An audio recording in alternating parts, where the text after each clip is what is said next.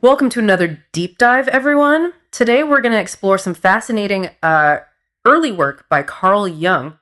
We're looking specifically at excerpts from his book, Psychology of the Unconscious. Right. And we've got a really good overview of the book itself from another source to help give us some context. Yeah, this book really is a turning point in Jung's career, I think, where he's really starting to solidify his own unique perspective. It really does feel like we're catching him in the act of like rebelling against Freudian thought in a way. It's true. Freud was very focused on, I guess, what we might call the mechanics of mental illness. You know, the symptoms. Right. Jung, on the other hand, really wanted to dig deeper into the why behind the symptoms. You know, Yeah. He was really looking for meaning, and he saw the unconscious as using the symbolic language. So it's less about labeling someone as, quote, hysterical, Right. and more about understanding what story their hysteria is trying to tell. Exactly, and that shift in perspective is really key to grasping his whole approach. Yeah. And this is where Jung's ideas about libido get really, really interesting because he basically throws Freud's definition out the window, right? He does. Freud, as you know, was very focused on the sexual drive. Right. But Jung expands that definition of libido dramatically to encompass this broader idea of what he calls psychic energy. Okay, so not just the energy behind, attraction, but the force behind all of our mental activities, our thoughts, emotions, creativity, that sort of thing. Precisely. It's like the fuel that drives the engine of our minds, so to speak. And Jung uses a patient's fantasies Yes. as kind of an example of this. And he actually details this case in Psychology of the Unconscious. Right? Yeah, it does. This patient's fantasies were very rich in symbolism. You know, these recurring images and motifs that kept coming up. Right. And this is really where you see Jung breaking from Freud. You know, instead of seeing those symbols as just sort of repressed sexual desires in disguise, Jung argues that they're really an expression of this broader psychic energy at work. So the libido could be channeled into artistic creation, into dreams, into myth, into all sorts of non-sexual outlets. Exactly. And this idea of the libido as this multifaceted energy source becomes a cornerstone of his later work as well. Okay, now we can't talk about early Jung without mentioning his take on the Oedipus complex. I remember this from my psychology classes. But Jung really kind of turns it on its head. He does. While Freud saw the Oedipus complex as primarily a sexual conflict, Jung saw it very differently. Remember, he was fascinated by symbols, so he looked to the Oedipus myth itself. Right. The Greek tragedy. And he really saw it as this symbolic representation of a much deeper psychological struggle. So he's finding parallels between these ancient myths and the modern psyche. That's pretty groundbreaking for the time. Absolutely. And Jung believes that these ancient stories contain these psychological truths that are really relevant across cultures and time periods. So what's the deeper meaning of the Oedipus complex then, in Jung's view? I mean, is he really saying we all secretly want to marry our mothers? Not literally, of course. No. Remember, for Jung, the unconscious speaks in symbols. Right. So he interprets the Oedipus complex not as a literal desire for the parent, okay, but as this symbolic representation of our struggle to separate from the influence of our parents, right, and really find our own unique identity in the world.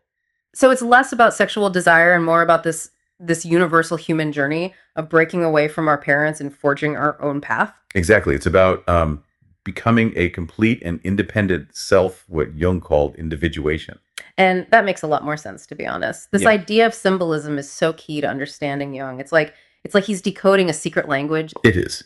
Jung believed that symbols are the primary language of the unconscious, in fact. And his book, Psychology of the Unconscious, is full of examples of how he analyzes symbols. Right. In dreams, in myths, in rituals, looking at things like the sun or water or animals. Yeah. All as expressions of these deeper psychological truths. Speaking of journeys, Jung was really into the idea of the hero's journey, wasn't he? Oh, absolutely. And it ties directly back to this concept of individuation. Mm-hmm. He saw the hero's journey, that classic story of trials and transformation, as really this symbolic representation of our own psychological journey towards wholeness. So when we see, a hero battling dragons, overcoming these obstacles, are we actually seeing a reflection of our own internal struggles? Precisely. The hero's journey for Jung is really this allegory for our own confrontation with our inner demons, our what he calls our shadow selves, and then coming out stronger on the other side of it. And we all have to face our own dragons in life. We do, and understanding this sort of this archetypal journey can give us a framework for understanding our own challenges and triumphs. Now, there's this another fascinating concept that Jung explores in Psychology of the Unconscious, and I'll admit it's a little intimidating. The terrible mother archetype. Yes, this is a very powerful archetype, and really gets to the heart of some very primal fears. So, an archetype isn't just a typical character type. It's more like this primordial image. It's a universal pattern of thought or behavior that's wired into us from birth. It's like a blueprint for certain recurring figures or motifs that pop up in cultures and time periods. Okay, so the terrible mother is like this primal image of the mother figure, but with a dark side. Exactly. She really represents that duality of nature itself. The life-giving force, but also the force that can destroy. So it's kind of like the earth itself. It can nourish us, but it can also unleash earthquakes and floods. That's a great way to put it.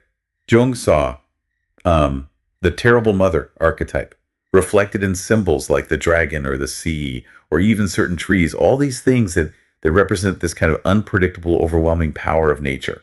I'm already feeling a little overwhelmed thinking about confronting this archetype. It's not about conquering it, but understanding it, right? Right. Jung believed that the terrible mother really represents the power of the unconscious itself, that vast unknown part of ourselves that we often fear. So is it like facing our deepest fears, the things that we would rather keep buried? In a way, yes. It's about acknowledging the power of those unconscious forces and learning to relate to them, to integrate them into our conscious awareness. Okay, so I'm starting to see how this all connects back to Jung's whole idea of individuation, that we can't become our whole selves if we're ignoring these powerful forces within us. Exactly, and that's what makes psychology of the unconscious such a fascinating exploration. It's not just a theoretical text; it's really a guide to understanding the depths of our own psyches. And it seems like it's a lot to think about, even in our modern world. But before we get too lost in the depths of the unconscious, what are some key takeaways you think that we should keep in mind as we continue this deep dive? I think the biggest one is that for Jung, the unconscious wasn't this scary place to be avoided. Right. It was a source of incredible wisdom and creativity. It's like this hidden treasure trove that we're just beginning to explore. And remember, he gave us this amazing tool for accessing that treasure. Right. The language of symbols. So we need to pay attention to the symbols that pop up in our dreams and myths, even our daily lives, and learn to kind of decipher their messages. Right. And Jung's work really gives us the framework for doing just that. Yes. He encourages us to see those symbols not as these random occurrences, but as messages from the unconscious that are, ultimately guiding us towards wholeness, towards self-understanding. It's like we've been handed this map to a whole new world within ourselves. I can't wait to see where this journey takes us. And the journey continues. One thing that really struck me as I was reading Psychology of the Unconscious was how Jung connects these ancient symbols to our everyday lives. Oh, you mean it's not just about like decoding ancient myths, but there's some practical wisdom we can apply to our modern world. Absolutely. For example, let's take the symbol of fire. Jung talks about fire as representing transformation, both physically and psychologically. He even links the creation of fire through friction, like rubbing two sticks together, to the development of speech and the sublimation of libido. Okay, you're gonna have to unpack that one a little bit for me. Yeah. How does rubbing sticks together connect to speech? Yeah, it might seem like a stretch, but Jung saw this fascinating parallel. Creating fire takes physical effort, right? You have to generate that friction. Similarly, he argues that transforming this raw instinctual energy into something refined, like language, also requires effort. It's about channeling that primal energy into something new and creative. So it's like we're learning to control our inner fire, so to speak, our libido, just like those early humans learned to control fire itself. That's a great way to put it. Jung even goes so far as to suggest that that ceremonial fire making in ancient rituals could be seen as this symbolic substitute for onanism, Whoa, okay. Things just got a little more primal. But I think I see what you're getting at. Both fire making and that particular activity involve a release of energy, a kind of self gratification that could potentially be directed elsewhere. Exactly. Jung suggests that by ritualizing fire making, those ancient cultures found a way to sublimate that primal energy into something communal, something that connected them to something larger than themselves. It's like they were taking that raw energy and turning it into a source of social cohesion, a shared experience that actually strengthened the group. That's pretty mind-blowing. It really highlights how even these seemingly ancient symbols have this deep psychological relevance to us even today. I'm really intrigued by Jung's idea that heroes are often a product of introversion. It's kind of like that classic story of the quiet kid who ends up achieving amazing things. And in psychology of the unconscious, Jung really digs into this idea. He says that introversion isn't just about being shy or withdrawn. It's about turning inward, focusing on this inner world of thoughts and feelings. So it's like those times when you just kind of get lost in your own thoughts or you're daydreaming or even meditating. You're not really engaging with the outside world, but there's a lot going on internally. Exactly. Jung believed that these periods of introversion are this incredibly fertile ground for creativity and growth. He even saw it as this necessary stage in the hero's journey. But how does being introspective lead to heroic acts? It seems kind of counterintuitive.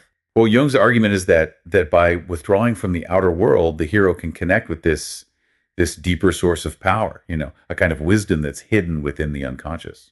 So it's like they're going into a cave, so to speak. They're confronting their demons, they're facing their shadow selves, and that's where they find their true strength.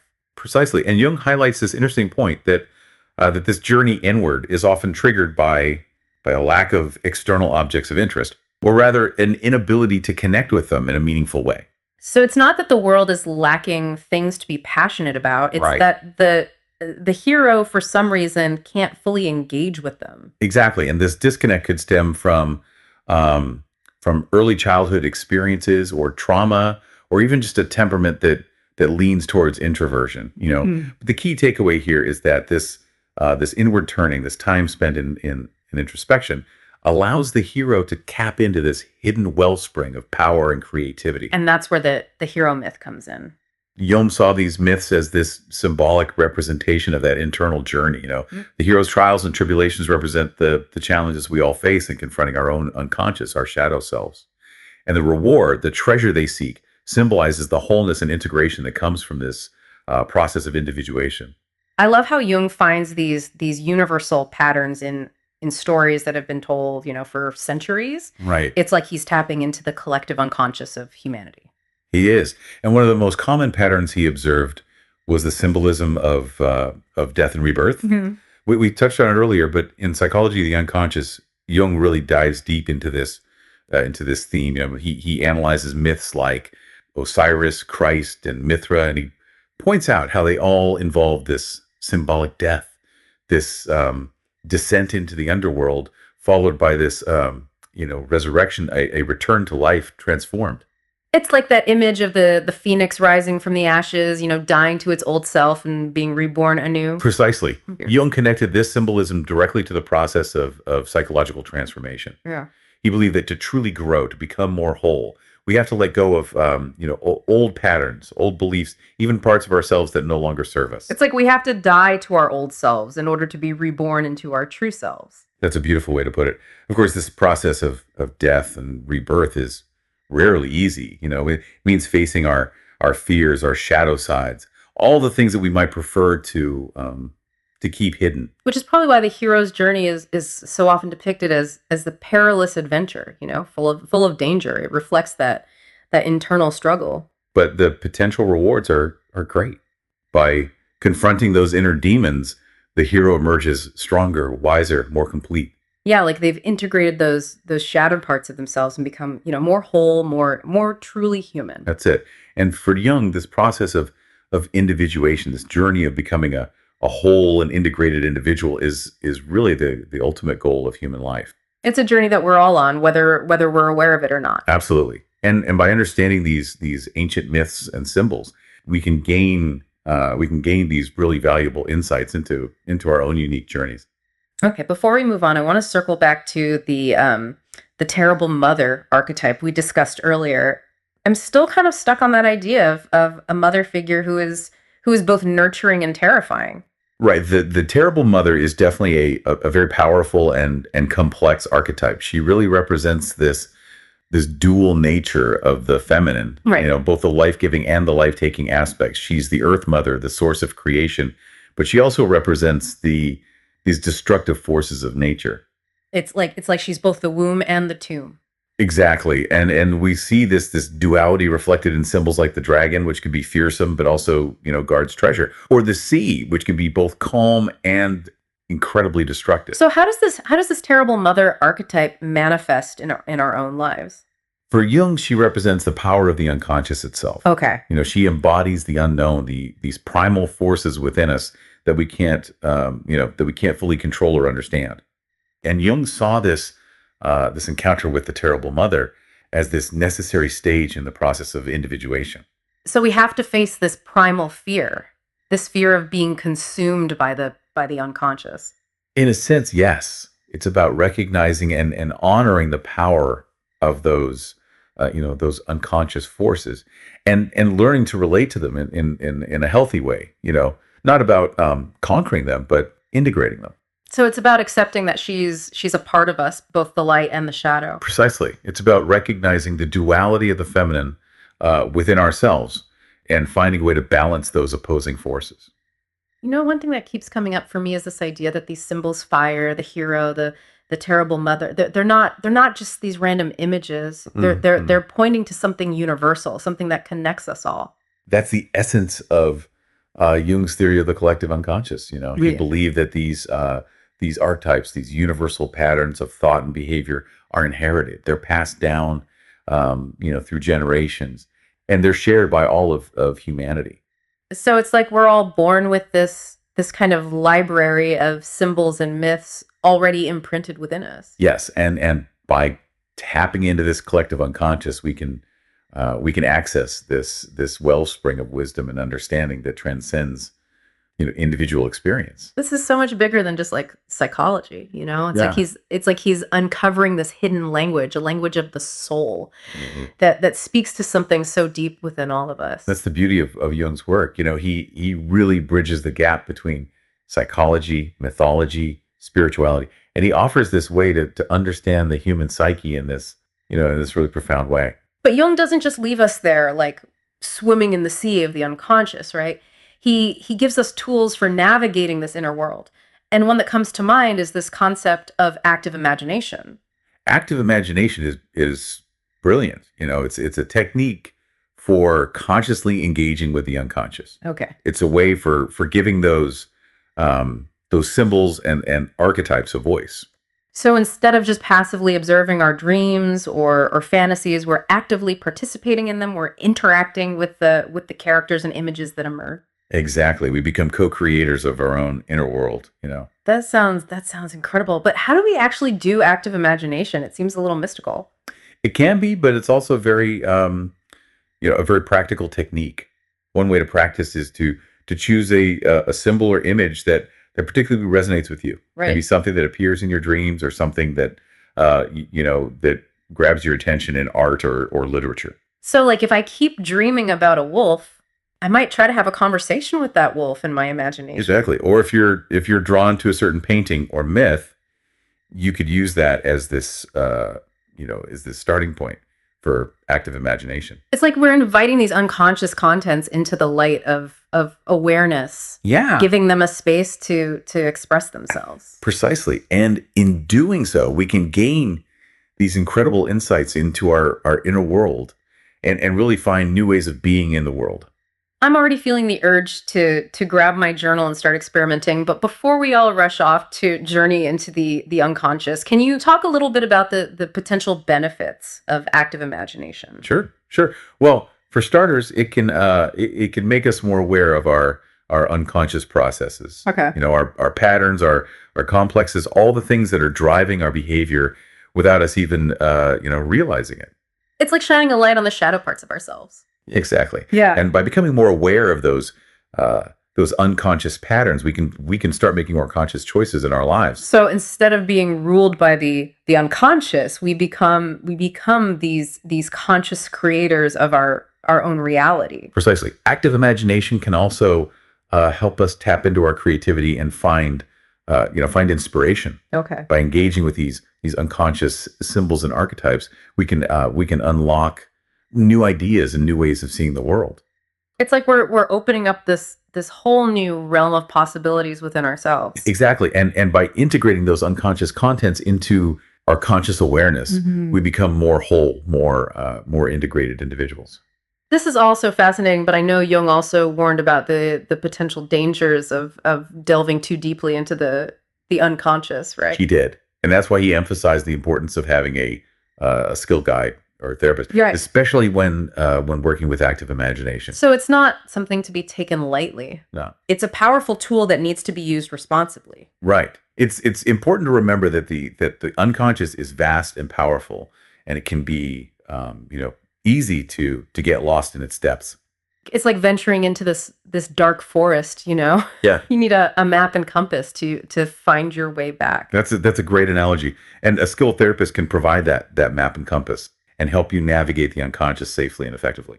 That makes sense. So active imagination is like a doorway to the unconscious, but we need to proceed with caution and seek guidance if needed. Exactly. But the potential rewards are great. By engaging with our unconscious in this conscious and responsible way, we can unlock this incredible wisdom, creativity, and even a deeper sense of meaning and purpose in our lives. In psychology of the unconscious, Jung spends a lot of time analyzing, the hero and the mother, but he also delves into the father archetype and its impact on the psyche, right?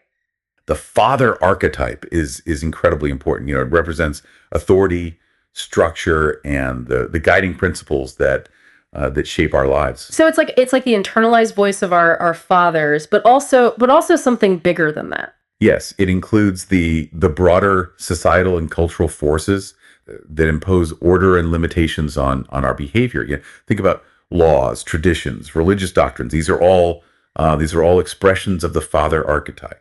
It's like the father archetype is this framework within which we operate in the world. Exactly. Jung believed this archetype is crucial for developing a healthy ego and a sense of place in the world. But like all archetypes, the father has a shadow side. Absolutely. And that shadow can manifest as tyranny, rigidity, and the suppression of individuality. So it's about finding that balance between the positive and negative aspects of the father archetype. Right. We need structure and guidance, but not to the point where it stifles our growth and creativity. And that's where the hero's journey often comes into play. Remember, the hero often rebels against the father, challenges the established order to find their own path. It's like they're breaking free from the constraints of the father's authority to forge their own destiny. Yes, and you can see this in myths and stories throughout history, from Oedipus defying his father to Luke Skywalker confronting Darth Vader. These are those classic battles, between the old and new, the established order and the emerging individual. Precisely, and Jung believed that these conflicts are not just external, but they also play out within our own psyches as well. So we all have to kind of wrestle with the father archetype in a way, find a way to integrate its positive aspects while also transcending its limitations. That's right, and this process of integrating the father archetype is essential for becoming this this whole and mature individual. There's one more symbol that I want to explore before we wrap up this part of the deep dive, and that's the fish and its connection to rebirth and spiritual transformation. Jung seems particularly fascinated by the fish in psychology of the unconscious. The fish is a fascinating symbol. It really is. It's so rich with meaning. What makes it so significant? Well, for one thing, it's often associated with water, which we've already talked about as representing the unconscious, the primal source of life. Right. So the fish is swimming in the depths of our unconscious mind, so to speak. You could say that. Jung saw the fish as as a symbol of the emerging self, Right. the part of us that's striving for wholeness, for integration.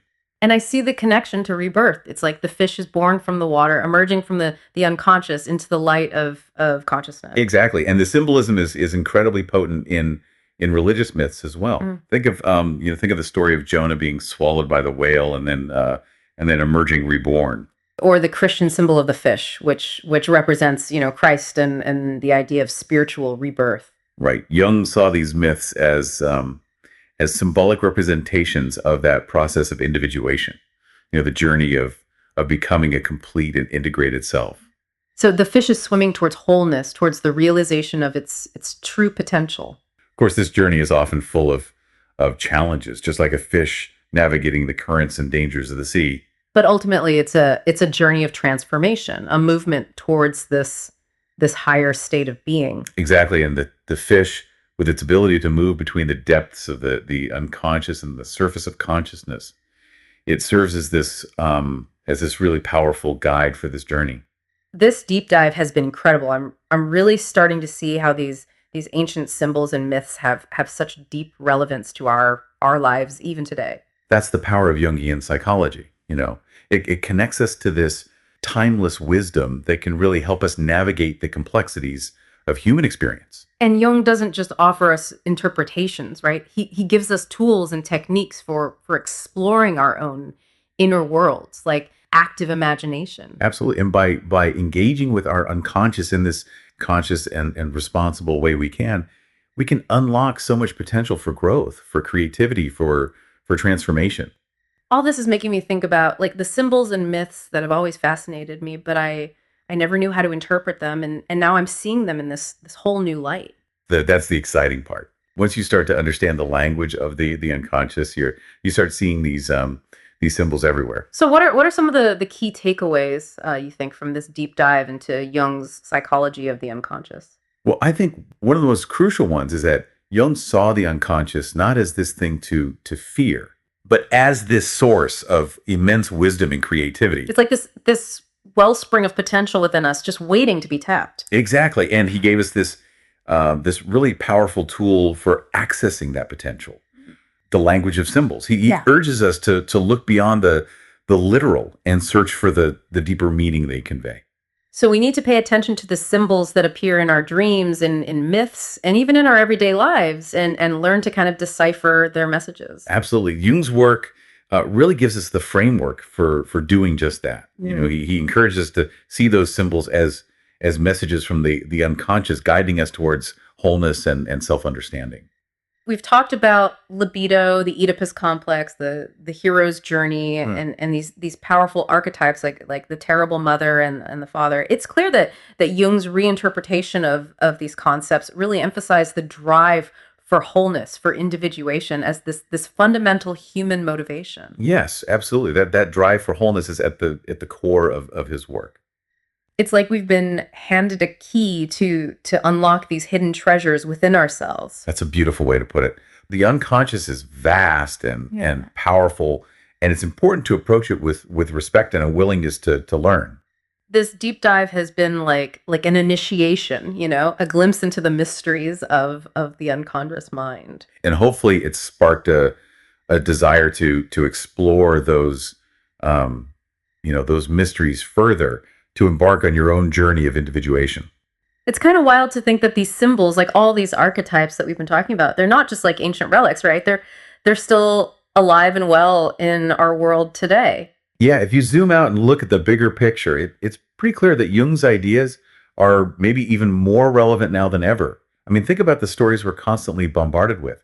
In movies, TV shows, books, video games, they're full of, heroic journeys and battles with shadowy figures, these quests for wholeness. Yeah, it's like we're still hardwired for those ancient narratives, those archetypal patterns, even in this, hyper-modern world we live in. Yeah, I think we are. These stories really tap into something very, very deep within us, something that goes beyond time and culture. And Jung's work really gives us a framework for understanding why those narratives are so enduring and so universally appealing, across cultures and time. It's like he's given us a decoder ring, Yeah. for understanding the human psyche, not just individually but collectively as well. Yeah, exactly. And by understanding these archetypes and symbols, we can glean insights into not only our own lives and relationships, but also into those larger cultural forces that are shaping our world. How can we actually apply Jung's ideas to our modern lives? What are some like tangible takeaways from this deep dive that we've been doing? Well, one of the most important things is to pay attention to those symbols and images that keep popping up in your life, in your dreams, and your daydreams, your fantasies, even just like everyday experiences. So if I keep having this recurring dream, where I'm being chased, or if I'm like constantly drawn to images of water, are those like clues to what's happening in my unconscious? They absolutely could be. Yeah. Those symbols are trying to communicate something. They're messages from the unconscious. Yeah. And they're kind of inviting you to explore a deeper layer of yourself. But how do we crack the code? Like how do we figure out what those messages mean? That's where Jung's idea of active imagination comes in. It's about actively engaging with those symbols rather than just passively observing them. So it's not enough to just like, jot down my dream in a journal or something. I need to actually try to like participate in it, to have a dialogue with the characters and images that are appearing. Exactly. By doing so, you can gain these incredible insights into, what those symbols are trying to tell you, what they represent in your own unique, psychological makeup. This makes me realize how often I just like dismiss my dreams or fantasies as just silly or meaningless, but Jung is saying they're actually a gold mine of wisdom and guidance. Yes, they're like the secret language that speaks to the deepest parts of who we are. And by learning to understand that language, we open ourselves up to these incredible possibilities for growth and transformation. Yeah, I'm definitely going to start paying more attention to my dreams. What are some other like practical ways we can apply Jung's ideas in our lives? Well, another key takeaway is to be mindful of the archetypes that are playing out in your life. So like recognizing, the father archetype in like a demanding boss, or the terrible mother in a relationship that feels like really stifling. Exactly. By understanding those archetypal patterns, Mm. you gain a much deeper understanding of your relationships, and you can even find new, more constructive ways of interacting with those people. Yeah, it's like we're seeing beyond the surface level of behavior and understanding the deeper like psychological dynamics at play. Yeah. It's almost like having X-ray vision, for relationships. That's a great way to put it. Jungian psychology really gives us this incredible framework for understanding the complexities of human experience in a way that few other theories do.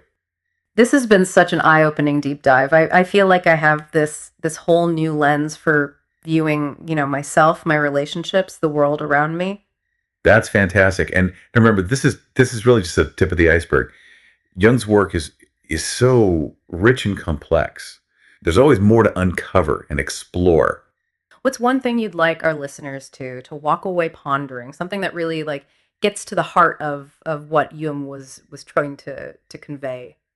That's a great question. I think the most important thing is to consider this. What if those ancient myths and symbols that have captivated humanity for centuries, they're not just stories, but reflections of our own, inner world, of these universal patterns that shape our thoughts and feelings and actions. What if by exploring those myths and symbols, we're actually exploring the deepest parts of ourselves, the very essence of what it means to be human? That's the real power of Jung's work. It invites us on this journey of self-discovery that is both fascinating and deeply, deeply transformative. It's been such a pleasure diving into this work with you. Oh, likewise. Thank you.